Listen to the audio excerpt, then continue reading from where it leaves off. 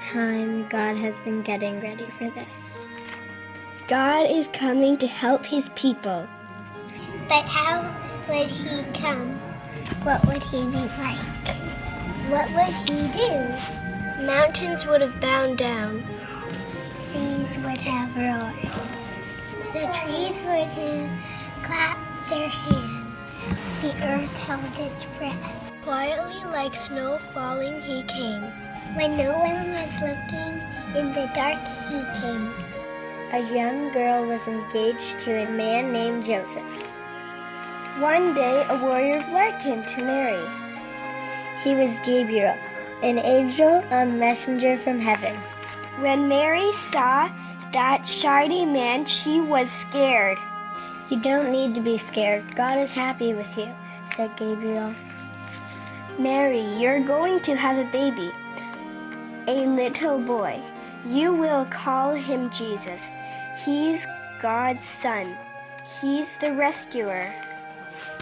Wait, God is sending a baby to rescue the world? But it's too wonderful, Mary said. How can it be true? Is there anything too wonderful for God? Gabriel asked. Mary trusted God. She believed, I am God's servant. Whatever God says, I will do. So 9 months later, Mary was almost ready to have her baby. Mary and Joseph had to take a trip to Bethlehem. But when they got there, every room was full. Go away, the innkeeper said. There's no place for you. Where would they stay? They couldn't find anywhere except for an old stable. So they stayed where the cows and the donkeys and the horses and the sheep and the turtles stayed. And there in the stables where the animals laid, God gave the world his wonderful gift. The baby that would change the world was born, his baby son. Mary and Joseph wrapped him up to keep him warm. They made a soft bed out of straw for him. They laid him in a manger. Mary and Joseph named him Emmanuel, which means God has come to live with us. That same night in the sky where all the stars were, a bright new star suddenly appeared. This star shone brighter and clearer than all the other stars. God put it there when his baby son was born. It was like a spotlight shining on him. God was like a new daddy. He couldn't keep the good news to himself. He wanted to tell everyone. So he did just that. He sent an angel to tell Mary the good news. He put a special star in the sky to show where his baby was. And now he sent a big choir of angels to sing his happy song to the world. Now where would you send your heavenly choir?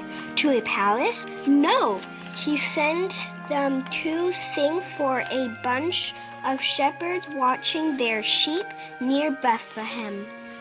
Back then, people used to laugh at shepherds, thinking they were nobody. But God thought the shepherds were important. They were the ones he shared the good news to first. That night, the shepherds were outside by the campfire, staying warm, when suddenly the sheep ran off. They were scared of something. What was it? The shepherds turned around and saw a bright, shining man standing. "Don't be scared of me," the bright, shining man said. "I've come to bring you happy news for everyone everywhere. Today in Bethlehem, God's son has been born. He's sleeping in a manger. You can go see him." And they were singing, Glory to God be fame and honor and all our praise.